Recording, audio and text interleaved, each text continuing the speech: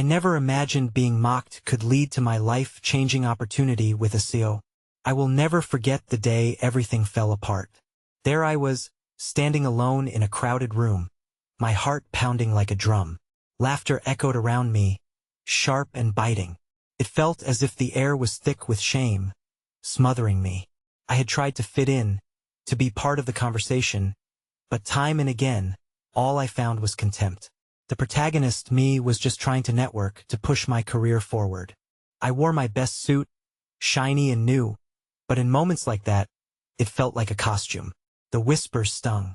"Who does she think she is?" someone sneered. I clenched my fists, trembling hands barely holding my drink. The taste of bitterness lingered in my throat. I wanted to disappear. My family always pushed me to stand tall, to chase my dreams despite the doubts others threw my way. My mom's encouragement played over and over in my mind, soothing yet haunting. My friends stood beside me, the ones who always saw my potential, but they were miles away in their own worlds, living their own successes. I felt isolated, alone, a spotlight on my failures. The laughter faded for a moment as I turned to leave, but then I heard it, the sound of heels clicking behind me. A woman, tall and enigmatic, approached. "Excuse me, are you okay?" Her voice cut through the noise. I looked up, meeting eyes that shimmered with empathy. Before I could answer, the crowd shifted, and I heard a name that sent my pulse racing. "And hey, Race, the CEO of Tech Corp," someone shouted. I felt a pulse of excitement mixed with dread. This bustling event had promised opportunities, but now it felt like a facade. Another chance for scorn. But then she smiled, her gaze piercing through the multitude. "Come with me," she said with a surprising warmth. My heart raced with suspicion and hope, confusion swirling like a storm inside me. Could this woman, in all her power, see the real me? Before I could fathom my next move, she took my hand, and I felt a jolt of electricity. Was this my chance? Suddenly, the laughter around us became a roar, drowning in uncertainty. Then I remembered the mocking. Who does she think she is? Yet this moment felt different, like a fork in my path where one side led to despair and the other to greatness. My breath quickened as I took a step toward her, but I hesitated. What did this mean? I still didn't know if this was a cruel joke or a door opening, ready to change everything. The tension lingered thick in the air. Hey! Before we continue with this amazing story, I need to give you an important heads up. Many subscribers have reported that YouTube unsubscribed them without warning. Take a quick second to check the red button below to make sure you're still subscribed to the channel. I'd hate for you to miss any of the exclusive content coming soon, and while you're there, smash that like button, it really helps me out with the algorithm. Oh, and tell me in the comments, which city are you watching from? I love getting to know every amazing person who's part of this community. Your participation makes all the difference. Let's connect. I followed her, my heart pounding as we navigated through the sea of faces, some smiling, others oblivious to the gravity of my internal struggle. Each step felt surreal, and the crowd grew quieter, as if they sensed this moment was different. The tall woman, whose name I still hadn't caught, led me to a quieter corner of the venue, away from the clinking glasses and the sharp, scrutinizing gazes. "You're not alone, you know," she said, her voice soft but firm. I could feel the sincerity in her words, a gentle balm on my wounded spirit. "I've been in your shoes. The laughter, the judgment, it can cut deeply. But it's how we handle that pain that shapes us." I blinked, surprised. In a world that thrived on appearances and networking, here was someone who acknowledged the struggles behind the facade. "Thank you," I managed to stammer, feeling the heat rise to my cheeks. I thought this place was just about the connections, not understanding. "Sometimes connections come in unexpected forms," she replied, her eyes searching mine. "I see potential in you." Her words wrapped around me like a hug I desperately needed, each syllable offering a shred of hope. Yet, doubt lingered, a shadow masking my aspirations. Was I truly worthy? Before I could voice my concerns, she continued, "My name is Clara. I'm the CEO of Tech Corp, but more importantly, I'm someone who believes in empowerment through vulnerability. Her gaze sharpened with determination. It's vital to acknowledge the struggles. They teach resilience, and that's something I prize in my team. Isn't that risky? I asked, my skepticism rising, the voice of insecurity creeping back in. I had lived in a world where showing weakness often led to getting stepped on. Clara nodded knowingly. Perhaps, but the greatest innovations come from discomfort. I want to create a spaces where people can thrive beyond the conventional expectations. I can see a spark in you, something different. At that moment, the crowd parted like a curtain, reality seeping back in. I realized the opportunity hanging in front of me was sharp, fragile, and dazzling like the crystals sparkling around us. Yet it also felt shaky, like a tightrope walk between risking everything and stepping back into safety. What do you mean by spark? I asked, my curiosity piqued despite my innate reservations. You're unrefined yet assertive. You're hungry yet hesitant.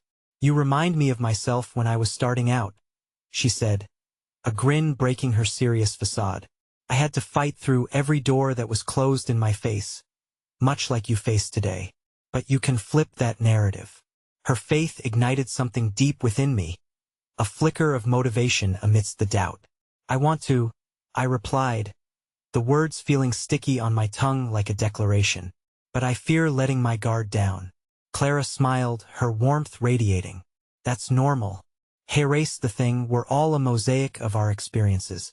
The laughter, the scorn, they're pieces of the puzzle. They don't define you unless you let them. I exhaled sharply, feeling an unfamiliar weight lift from my shoulders. But in that moment of connection, I caught sight of familiar faces emerging from the crowd. Groups of colleagues who had once dismissed me were now staring, their eyes narrowing in suspicion as they whispered among themselves. My stomach twisted. Were they watching me?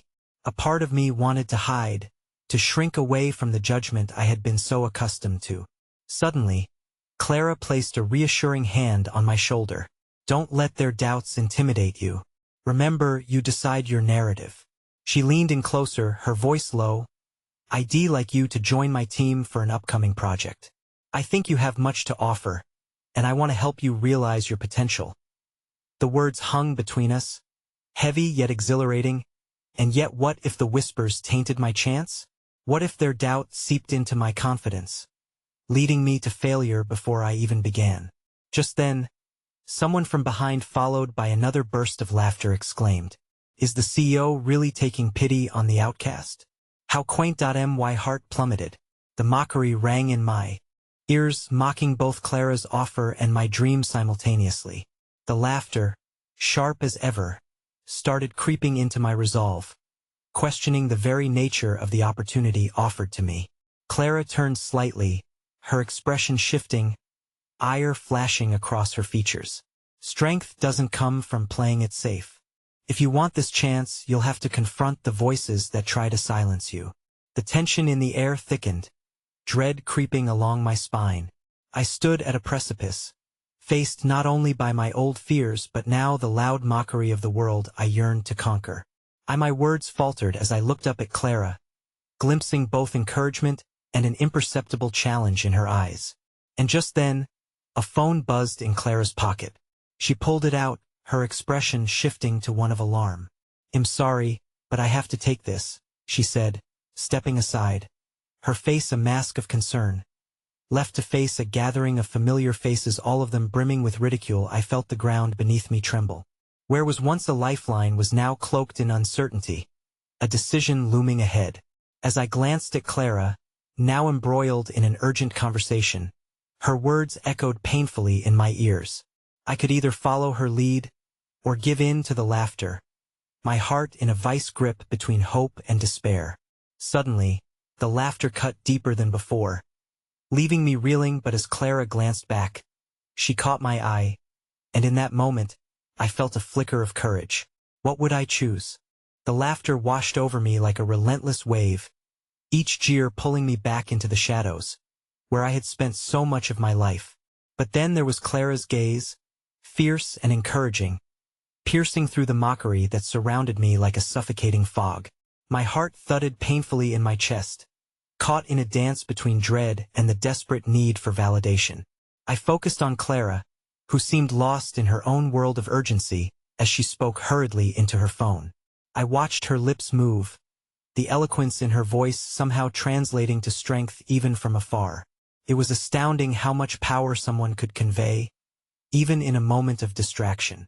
Just moments ago, I had felt empowered standing under her light. But now, the darkness of insecurity crept back in, threatening to consume my burgeoning hope. What if I took that leap? What if I defied the expectations set by my past? It was almost laughable, the thought of me, a mere speck in this vast space, stepping forward into the unknown, into a glorious opportunity that smelled of promise but stank of vulnerability. But Clara's faith sparked something within me, a kind of flame I hadn't known existed. I took a shuddering breath and turned to confront the crowd. Their smiles, contemptuous and cruel, met my gaze, and I felt the heat rising in my cheeks. I wanted to shrink away, to scurry back into the safety of oblivion. But there was also a rising swell of defiance brewing in my gut. "Do you know what's quaint?" I called out, my own voice surprising me. "Choosing fear over freedom. Acting as if we're defined by others' perceptions instead of our own actions."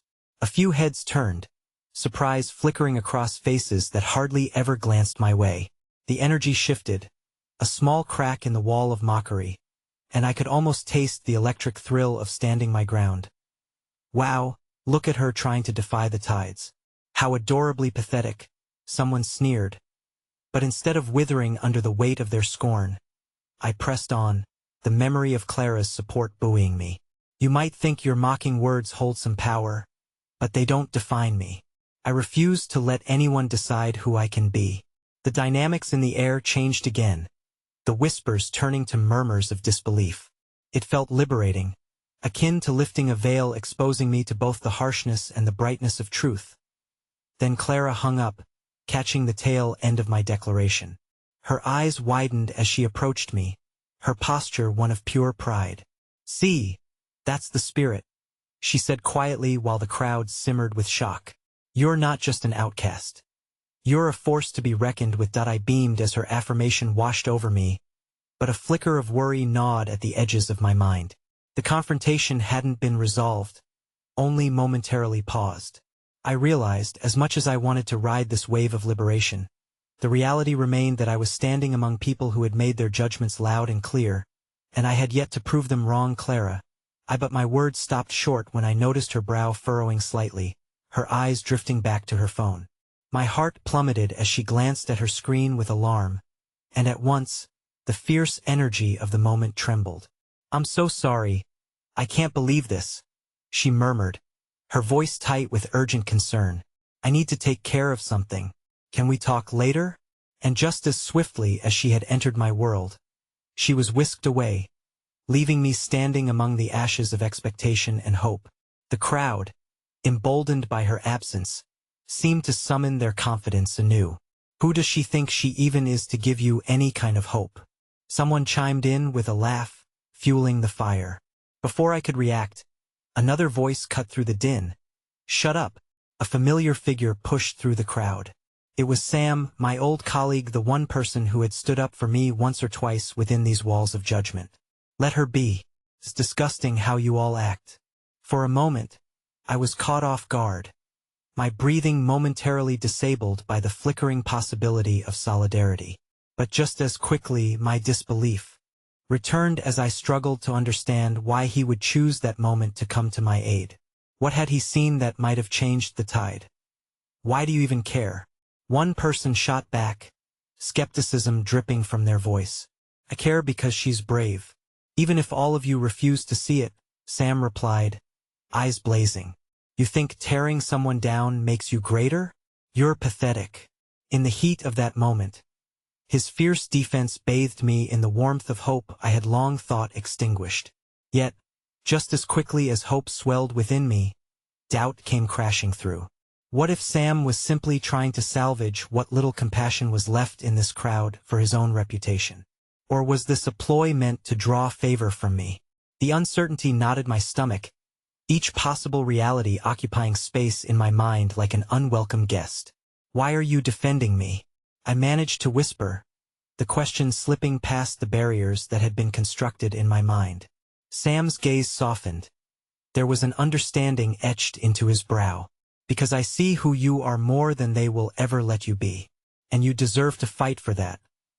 The conviction behind his words, unexpected as they were, brought a swell of emotion that threatened to spill over. But before I could respond, we all felt a tremor in the air.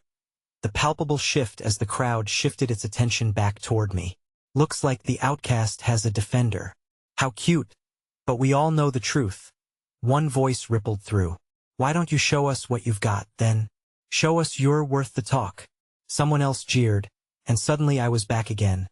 Faced with an impossible choice amid the swirling chaos of my feelings, to retreat into the comfort of silence or to risk everything by embracing the power of my voice.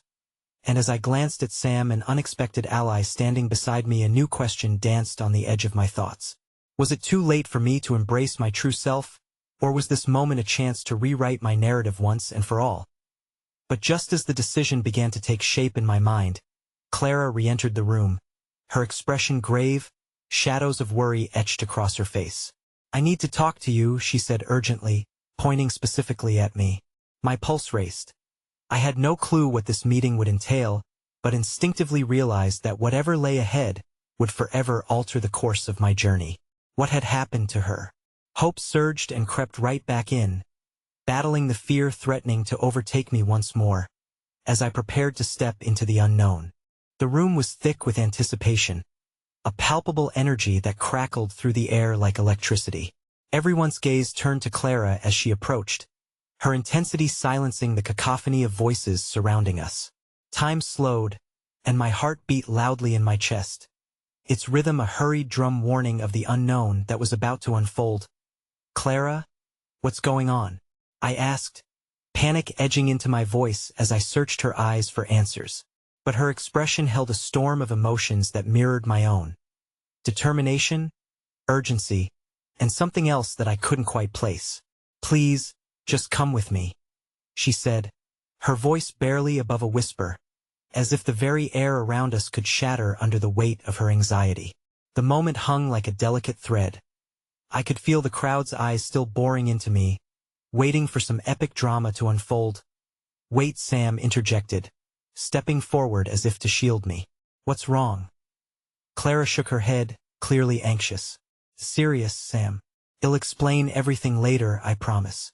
But right now, I need her. Okay. The undertone of urgency in her request sent a jolt of awareness through me. The idea of leaving everything behind felt both terrifying and exhilarating. I glanced at Sam, who looked equally perplexed by the vehemence of Clara's plea. Then I turned back, swallowed hard, and with a hasty glance toward the crowd, a decision formed in the core of my being. I'll go, I said softly, feeling the weight of their collective gaze squeeze my chest. As I stepped away from the safety of the crowd, I felt the breath of 1,000 judgments slip away, replaced by an electric surge of commitment to follow Clara.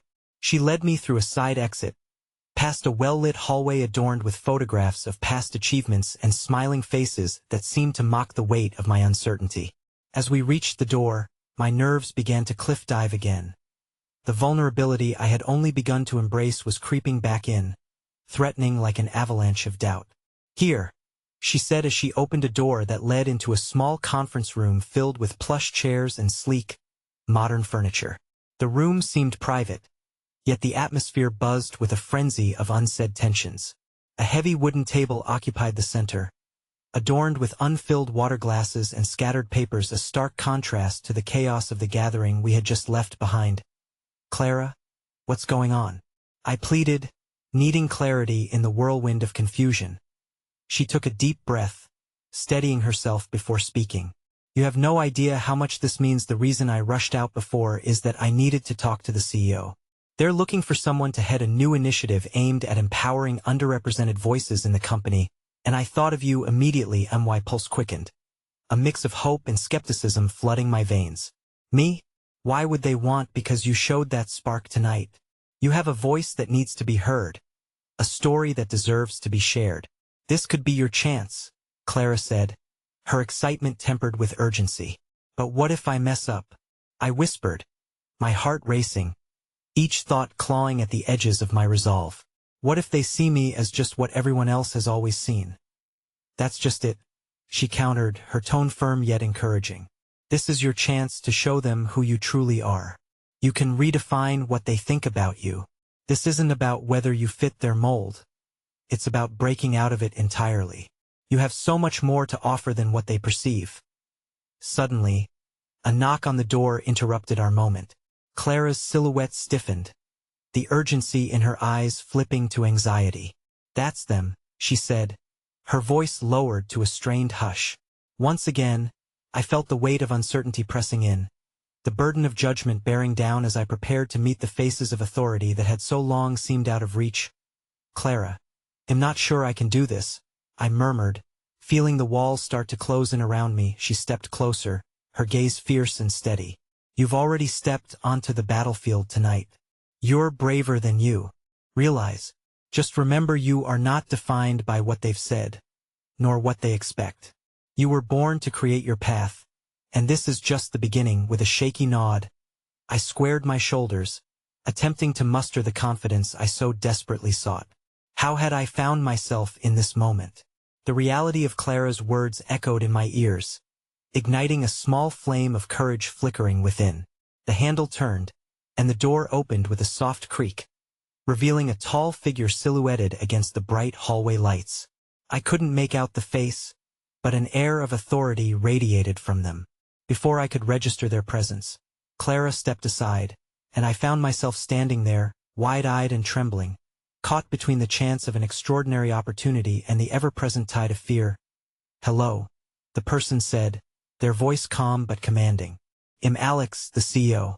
I hear you've made quite an impression tonight. Just then, in the midst of the unexpected whirlwind of excitement and dread, there came another knock at the door, sharply cutting through the tension. This time, it swung wide open, and my pulse quickened as I turned to see a familiar face step in the last person I ever expected to see at such a pivotal moment in my life. Hey, said my estranged brother, a somber mask draping his features, the weight of former years hanging heavily in the atmosphere around him. The room froze, my heart plummeting into my stomach. What was he doing here? And just like that, every carefully built hope and determination wavered in the flood of unanswered questions. As I braced myself for a confrontation that could shatter everything once again, the silence that enveloped the room felt as thick as fog, wrapping around my heart tighter with every breath.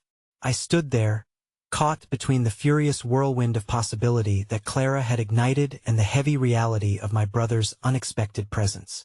He shifted slightly, his gaze piercing through the tension, searching for something unspoken. What are you doing here? I asked, my voice struggling to keep its composure. The warmth that Clara had breathed into the moment fled, replaced by the chill of lingering resentment. I didn't think you'd actually be here, he replied, his words laced with a strange mixture of surprise and an edge that felt almost accusatory. Alex, the CEO, stood between us, confusion flickering across his composed features at our familial strife, the pulse of potential opportunity hanging precariously in the air. Can we talk? My brother said, his voice a soft insistence that felt both foreign and familiar. Right now? I couldn't believe he was asking me this. Not when my entire future seemed to be hanging in the balance. I know this is impromptu, but I need a moment with you. One-on-one, he pressed, the heaviness of whatever he was carrying bending his posture like a weighty anchor. Is this really the right time? Clara's voice interjected, her tone sharp with protectiveness. She was my fierce anchor amidst this inevitable storm, but the anguish in my brother's eyes pulled at something deeper inside me. He looked different, like a ghost from a past I'd tried to lock away, a faded memory wrapped in disappointment and heartache. Please, just let me talk to her, he insisted, voice softening. It felt like an old wound tearing open as I watched Clara waver, unsure of what to do next. With a reluctant nod, she stepped back, allowing him to slide into the space between us. The air grown thick again, the weight of unspoken words looming heavily, a reminder of the years I had fought consciously or unconsciously to erase from my narrative. Why are you here? I repeated, grounding myself with familiar anger to brace against the anxiety that flooded my veins. After everything, you just show up. "I'm not the villain you think I am," he said, though his voice shook with vulnerability that seemed at odds with my anger. "I've been gone for so long, and I know I messed up, but I'm trying to make things right here. Now, I realize how much I've missed. I missed. You left. Eric. You left when I needed you." The words tumbled out before I could catch them. "An eruption of all the scars that never quite healed that I know." He responded, the grief in his voice palpable. "And I've spent every day regretting it. I can't change the past, but I want to apologizito you.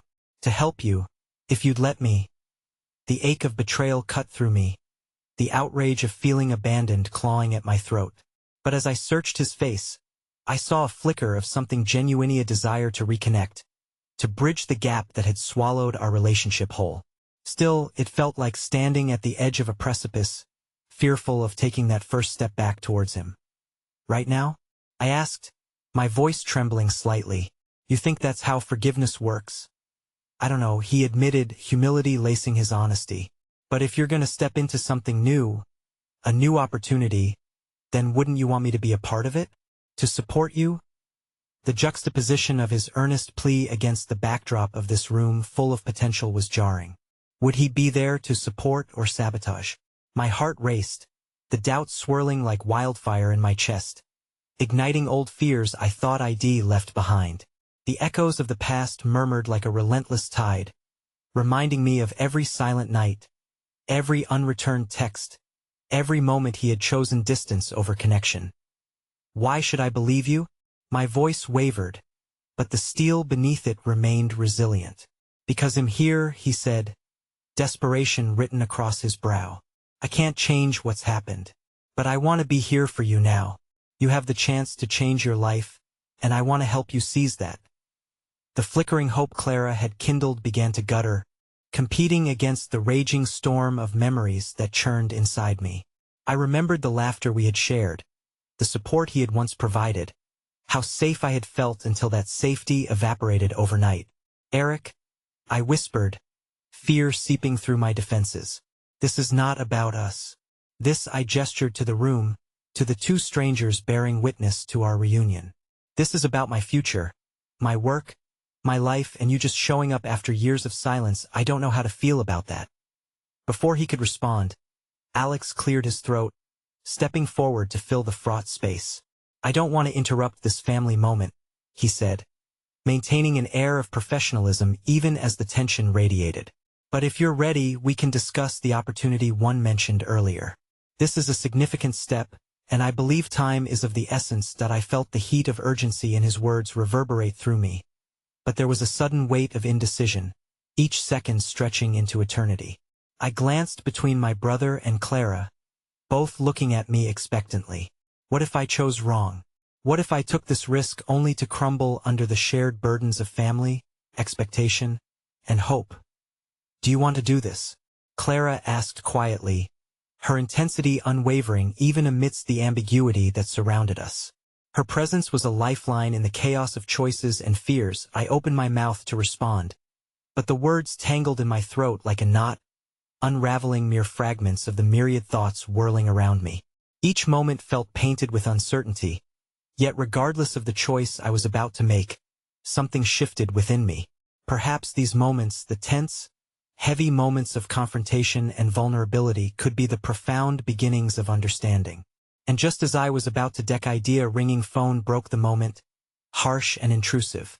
The sound bounced off the walls, slicing through the heavy air, demanding attention and shattering the fragile intimacy we'd built. My phone buzzed on the table, the screen illuminating with a name that knotted my stomach into tight coils. My heart raced, anticipation shifting suddenly to dread.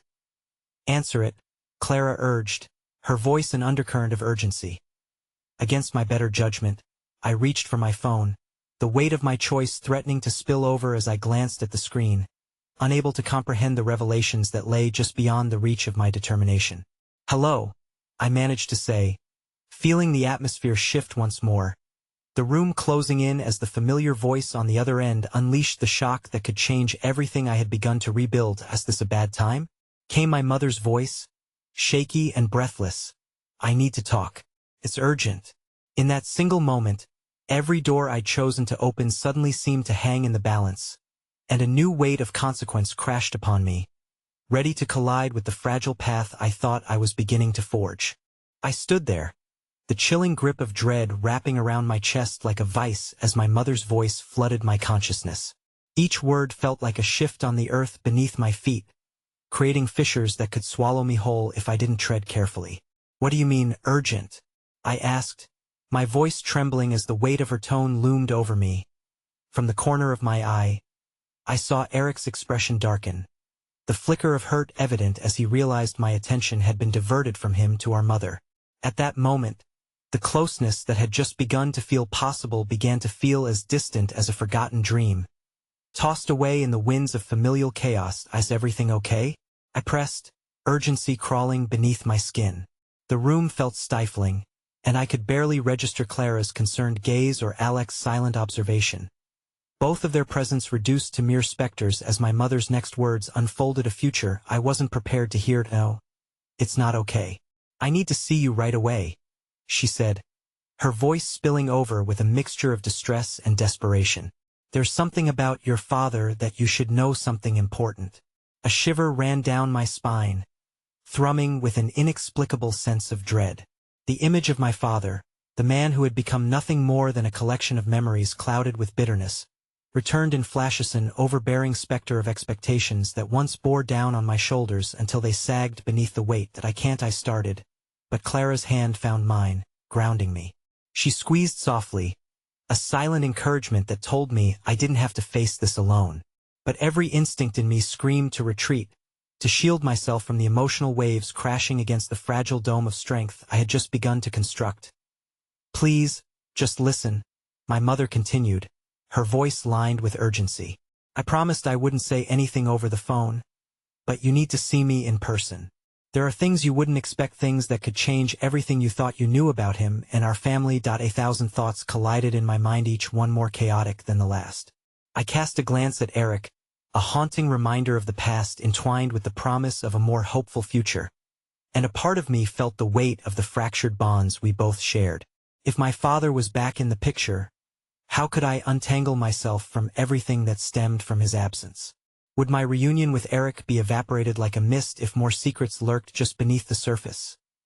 "He'll be there," I finally said, determination surging in defiance against the panic that threatened to derail me. As I ended the call, the taste of dread mixed with resolve on my tongue, I returned my focus to the room. Eric was watching me, his face etched with concern. Clara looked as if she were standing at the edge of a cliff, ready to leap into the depths of uncertainty. "The open doors seem to just keep getting closed, don't they?" Eric's voice cracked slightly, tinged with an emotion I couldn't quite decipher.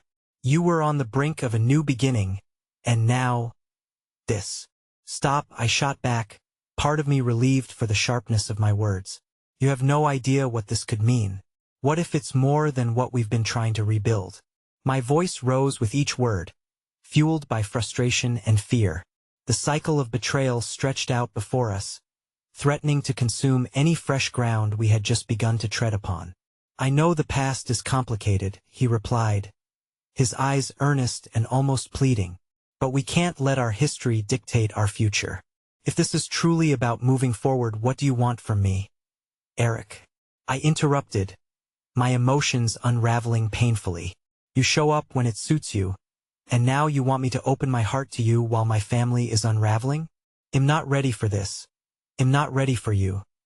"Then let me stand with you, like we used to," Eric said, his voice steady amidst the tumult. "Let's face this together, whatever it takes. I'm here now." A heavy silence stretched awkwardly between us, punctuated by the echo of my mother's urgency as it reverberated in my mind. Clara stepped closer, her warmth wrapping around me like a fragile shield against the swirling storm. "Maybe you should go," she whispered, her voice soft yet insistent. "Find out what she wants. If there are secrets lurking, then it's better to face them head-on than to let them fester." Eric inhaled sharply, his frustration flaring in response to the rising tides. "But what about the opportunity Alex presented? What if you lose it just for a chance to decode family drama?" I need to take this step, Eric, I said, feeling torn but resolute. Family comes first. No achievements matter if I don't take care of this. Shouldn't you at least think this through? He pushed back, but his skepticism already felt futile against my surging resolve. Every moment has consequences, Eric. I'm not afraid of what lies ahead if I know the truth about my father, our past, and what it means to really take control of my future. With one last glance at Eric, the reflection of hope and disappointment overlapping in his eyes like two waves crashing against the shore, I turned to Clara. Will you come with me? Always, she replied, and somehow that single word ignited a flicker of warmth amid the dismay that surrounded me. As I stepped out of the room, propelled by fear but steadied by my support, I realized this journey was inevitable, and there were no shortcuts through the pain. With each step toward the unknown, I could feel the echoes of my past merging with the possibilities of the future rhyming through me like a painful melody, harmonizing against the rhythms of my heart. But at the same moment, even as I sought clarity, a heavy question nestled in the back of my mind. Could I bear the weight of yet another truth in a life already steeped in uncertainty? And as I raced toward what I believed would unlock hidden answers, I sensed the shadow of betrayal lingering just beyond the threshold, waiting to surface when I least expected it. The streets were slick with the remnants of an afternoon storm, droplets racing down the gutter like lost dreams. Clara walked beside me, our footsteps a rhythmic reminder of the grounding companionship she offered amidst my escalating turmoil. The air was thick with impending decisions, and with every step towards my mother, I felt the barriers that once protected me seem all the more fragile. I never thought we'd be here, Clara said, her voice barely lifting above the sounds of the city as we passed homeless men and frail women tucked into shadows, running towards family drama instead of away from it. Trust me, neither did I replied, swallowing the lump that had formed in my throat. I could hardly concentrate as anxiety surged through me, mingling dangerously with the echoes of our last family gathering, marked by hidden resentments and old wounds. I shivered at the memory of laughter that felt hollow and hollowed-out smiles me past etched in the lines of my mother's face, shadowed by both love and pain. As we reached the cafe where I was to meet my mother, a familiar sickening churn twisted in my stomach. I paused, hesitating at the entrance, the glimmer of the past flickering just beyond the glass. Would this encounter disintegrate the fragile sense of hope I had clung to with Eric? Are you ready? Clara asked, and I admired her steadfastness, a lighthouse amidst my tumultuous emotional seas. She placed a comforting hand on my back, and for a brief moment, I allowed that warmth to serve as protection against the cold reality I was about to face. Let's do it, I muttered, inhaling sharply as I pushed the door open, the soft chime overhead heralding our entrance. The scent of freshly brewed coffee mingled with the sweet aromas of pastries, creating a cozy illusion that felt utterly juxtaposed against my mounting anxiety. My mother sat at a corner table, her once vibrant spirit now dulled by countless unspoken words reflected in her weary eyes. She smiled weakly, but there was a tremor in her lips, cracks in the facade that told me all was not well. Mama, I greeted, sliding into the chair opposite her, Clara settling beside me as a stalwart companion. Thank you for coming, she began, the tremor in her voice betraying her attempt at calm. I know this is unexpected, but I didn't want to bring it up over the phone. It wasn't fair to you. Then please, I urged, my heart thumping heavier with every word. Just tell me. What is it about Dad? What do I need to know? She left the breath hanging in the air like a delicate cord, unfurling into a confession I sensed would shape the landscape of my life. Your father. My mother hesitated, and I could see her eyes flit away, her heart grappling with all the truths she had kept locked away. He's not who you think he is. He's been diagnosed. Serious, and I need you to understand what that means for us as a family. A weight sank into my chest, colliding with the scattered shards of my harboring anger and lost childhood. Diagnosed? What do you mean? With what? Alzheimer's, she finally whispered, a heart-wrenching admission that turned my world on its axis. He's lost pieces of himself, and it's only going to get worse. I've been trying to hold everything together. But why didn't you tell me? I faltered, searching her face for honesty. Why wait until now? I felt a whirlwind of emotions: betrayal, anger, sorrow, each one crashing against the other. As if I were caught in a tempest I couldn't escape. I thought you deserved to be free of the burden, she explained, voice shaky. But the truth is rotten. I wanted you to have the chance to create your own life without the shadow of your father's legacy haunting you. Clara's hand found mine, offering warmth in the sudden frost of my mother's revelation. This doesn't have to change everything, she whispered, but I barely heard her. My mind spiraled into a chasm of confusion and loss. What do you mean it will take time, Mom? I shot back, my voice rising. Is that supposed to make this easier? Does this mean that everything about my childhood, the pain, the neglect, was just because he was sick? Of course not, she snapped, her emotions flaring into a volatile dance. But it adds complexity to who he was and who he is now. It changes how we engage with our past, but it shouldn't change how we love each other. There's still time to reconnect, time to heal. As her words penetrated the haze of hurt, a sudden image flashed through my mind. The dingy hospital where I had lost him before I could truly say goodbye. I had thought he was gone forever, but now, he lingered within the walls of an illness that could steal him from me piece by piece. I can't do this, I muttered, feeling my voice quiver. I can't face him while all this is unraveling. At that moment, Clara squeezed my hand tighter, anchoring me to this moment. The power of her embrace lingered even as bitterness brewed in my heart. You don't have to face it alone, she urged gently, and for the first time, I felt the fragile strands of hope weaving through the requisite sadness. Yet just as I began to muster the courage to engage with my reality, my phone buzzed, an alert blinking across the screen like a harbinger of further chaos. The name was familiar, unexpected. A former colleague who had once dismissed my ambitions with a laugh. I lifted the device to my eyes. The notification struck like lightning. Eric had been trying to reach me. Torn between the familiarity of his voice and the uncertainty of my father's existence, I felt the walls of my heart close in around me, echoing with questions that yearned for answers. What could he want? Would it shatter the fragile threads of hope emerging from the abyss between us just when I needed them most? In this moment, standing on the precipice of revelation, I realized there might be unturning truths, both haunting and redeeming, waiting for me to discover. And with every breath I took, fear and courage danced dangerously in an unresolved spiral, propelling me toward an uncertain future, one that could shift the very foundation of everything I thought I knew. The cafe faded into the background as I stared at my phone, heart hammering fiercely against my chest. I caught a glimpse of Clara's concerned expression before my focus sunk into the screen. Eric's name shimmered like a spectral reminder of what once was an inevitable pull toward the life I had momentarily left behind. A text was all it took, and suddenly I felt the colliding worlds shift beneath my feet. He's been trying to reach you, my mother said, her voice slipping into the fray of my chaotic thoughts. Maybe you should call him back. Call Eric back. The words tumbled out before I could stop them, laced with incredulity and hurt. He has nothing good to say to me. Why would I? Perhaps it's time to hear him out, Clara encouraged softly, unfurling her hand from mine to give me space. You need to know what's going on in your world, not just your father's. Her unwavering support collided with my reluctance, and I took a moment to breathe, feeling the mounting pressure weighing down on me. I glanced at my mother, searching for understanding in her eyes, but found only longing desire for connection that mirrored my own.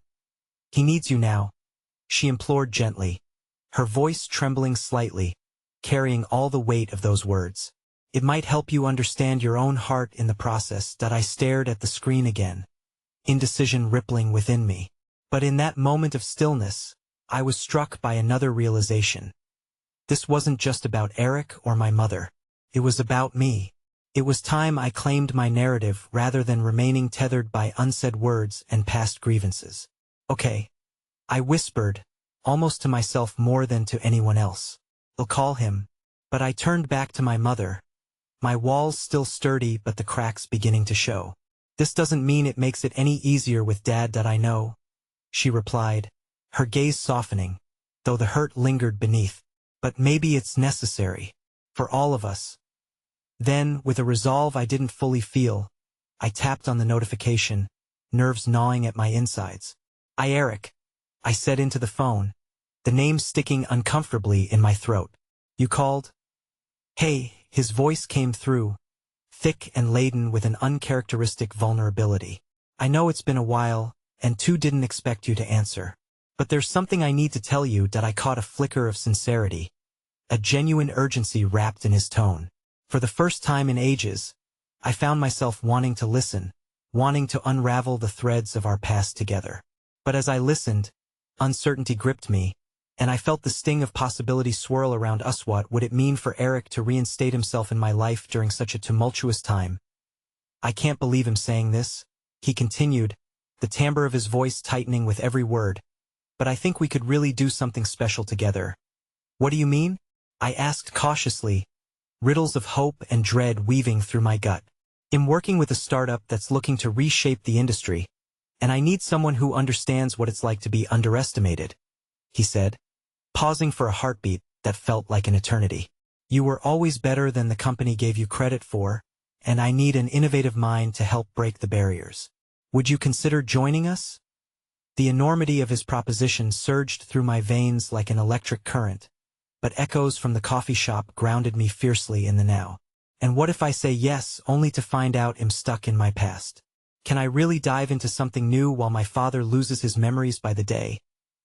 Eric paused, and in that silence, I could feel the weight of all we had lost, the life we could have carved together amidst the burdens we both carried. "You deserve to be more than a reflection of your past," he said softly. "This could be your chance to overcome everything. A step toward something vibrant, something transformative." Tendrils of hope entwined with anguish in my heart. And suddenly, the walls of my resolve began to crack. But just as excitement ignited, a pang of anxiety spurred me back to reality. My phone slipped from my fingers, clattering onto the table as my mind connected the dots with dizzying speed. How do I know this isn't just another way to keep me shackled by old mistakes? I questioned, fighting against every impulse that urged me to trust. "What if you're just trying to save face? Because I'm not the same person I was," he said, stripping away the veil of bravado that often cloaked his demeanor. "I've changed. I need you, and I think you need this. Please come talk about ideas." I struggled to navigate my swirling emotions. Clara's hand found mine once more, squeezing tightly. But even amidst her support, old wounds flared up, gnashing at my resolve.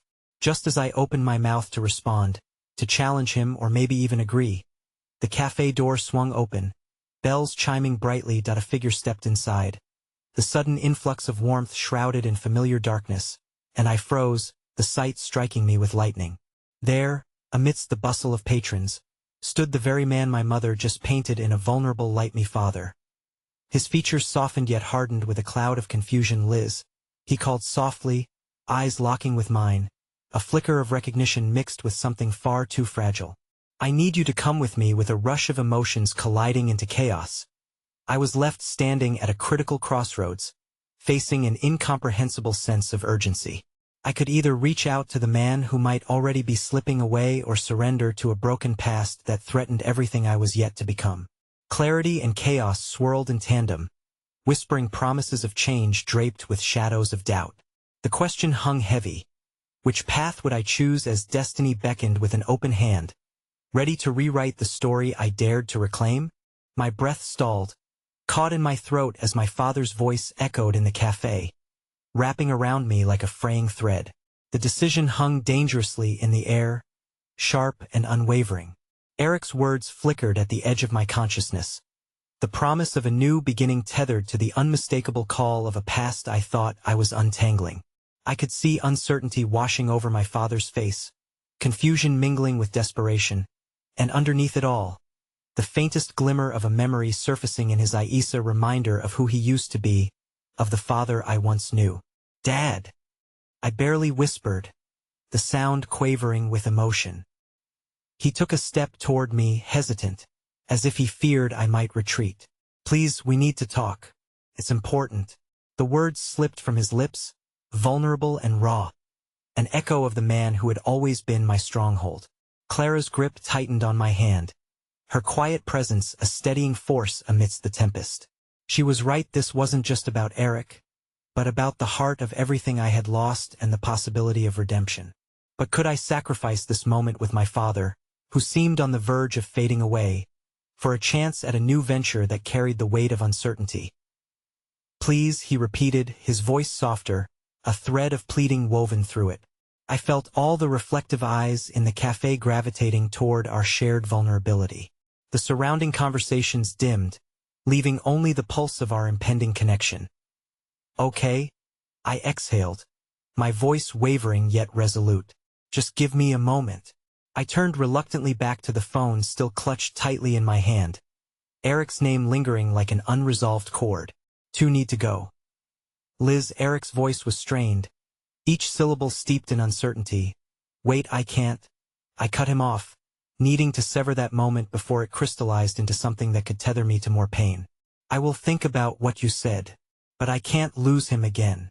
My heart thudded in response to my decision, a thrum of fear and responsibility. I didn't know what Eric's proposition would mean, nor how it would shape my future. All I could respond to was the man who had been all things to me until the darkness carved away at him, a specter of his former self, desperately reaching for connection as he slipped through live sands as I moved toward my father, leaving a lingering echo of doubt in Eric's words. A quiet resolve whispered through me. Choosing my father didn't mean renouncing my own journey. Life was shifting, like grains of sand moving away from the tower I built, and I could only hope to find balance once again. Let's step outside, I said to Dad, guiding him through the cafe door and into the crisp air. As the world beyond enveloped us, I dared to meet his gaze, breaking through the haze of confusion that gripped us both. Questions hung between us, an invisible tether begging to be pulled. What's going on? He swallowed, fighting the confusion that marred his brow. I was just down the road when I felt like I needed you, he managed, words tumbling out in a jumble. Things have been hazy, Liz. I thought what? I pressed, catching a flicker of fear in his eyes that mirrored my own. Thought I was losing you too. I need you to help me remember. His voice cracked with emotion, and I felt a wave of anguish at the realization of how real his struggle truly was. The weight of his admission struck like a thunderclap, a reminder that our time might be running short as the specter of Alzheimer's loomed. Suddenly, everything felt heavier, the promise of a career rebirth, the unresolved threads of the past, and the fragile state of my father's mind all converged in a whirlwind of weighty expectation. I don't know how to help, I confessed, the words spilling out, raw and unrefined. I don't want to lose you, but I can't keep falling into this hole of heartbreak. Maybe, he began hesitantly, maybe I don't need you to fix everything. Just be here, Liz. Just be present. His plea ricocheted through me, and I closed my eyes, desperately trying to find that balance, creating a bridge between the broken pieces of my past while also reaching for the future I envisioned. I felt the tenuous strand between us, stretched but unbroken, a reminder of the love we had exchanged over countless years. As we stood together, a moment of silence surrounded us, heavy yet charged with the electricity of hope. I reached out, intertwining my fingers with his, feeling the warmth of connection amid uncertainty. Just then, my phone buzzed in my pocket, a sudden jolt as if the universe demanded my attention. I hesitated, glancing down at the screen, heart racing as I read the name once more. Then a text pinged through as if fate had decided to throw one final curveball our way. Emergency meeting. You need to make a choice. Tomorrow at 10 a.m., the board will decide your future. The words hung there, a challenge wrapped in timing, pulling at my attention with equal parts urgency and dread. Behind me, I could sense the fragile weight of my father's confusion, a yearning for my presence amid all the chaos of uncertainty. In front of me, a possibility awaited, a choice ready to shape destinies. My heart raced as I teetered on the edge of two worlds. The one anchored in love and nostalgia with my father, and the other, a spark of potential intertwined with fear of failing yet again. Could I really forge a new path while holding tight to my past? Yet, as I met his eyes, something deep inside urged me to seize this moment. The choice lay before me, and whether it was my father's fading shadow or my own unknown future, Life had never felt so achingly beautiful yet unbearably complex. What would I choose when every option felt like a risk? The air hung thick with uncertainty as I stood there, my father's gaze searching mine for understanding, for reassurance. Time seemed to stretch, expanding into an eternity where every breath felt like a monumental decision. The question loomed large in my mind. Could I juggle the shards of my past while daring to step into a nebulous future? "Dad," I whispered, my voice trembling, both fear and tenderness unspooling in the depths of my heart. "I don't know how to help you. I don't even know how to help myself." It was a confession that tore through me, exposing the raw and vulnerable parts one had long locked away. He squeezed my hand, the gentle warmth a reminder of the bond we still shared, even amidst the shadows. "Being here is enough. I just need your presence," he said, the sincerity in his voice grounding me. The weight of his words settled into my chest, the burden of expectations lifting slightly, urging me to embrace the moment. "Then let's just be here," I replied quietly, feeling the swell of connection between us as he nodded, a soft smile creeping across his face. But in the back of my mind, the tension from my phone buzzed, a constant reminder of the crossroads that awaited me. "I can't pretend this isn't chaotic," I murmured, empathy swirling together with the anxiety of looming decisions. I could feel Clara's presence nearby, her unwavering support reflected in her compassionate eyes. But the narrative of my life felt like an intricate puzzle missing too many pieces to assemble. I exhaled sharply as I glimpsed my phone once more, the familiar face of the past looming before me. Eric. The missed opportunity of his offer remained tangible in the air, a weight that pressed against my ambitions, twisting the narrative of what I thought was possible. Would choosing my father now cost me a shot at something transformative? "Liz," my father's voice pulled me from the abyss of my thoughts. "If there's something you have to show up for, something that could change your life, don't let anything hold you back. Life's unpredictable." His encouragement unlocked a new passage in my heart, tethering back to all the motivational echoes of my childhood advice from my mother, the tenacity of Clara, the warmth of the laughter from friends who believed in me. Suddenly, what had felt remote and foreign became achingly close. "Okay," I finally said, my voice steadier, resolving itself with newfound determination. "I'll talk to Eric. I'll explore what he wants to offer."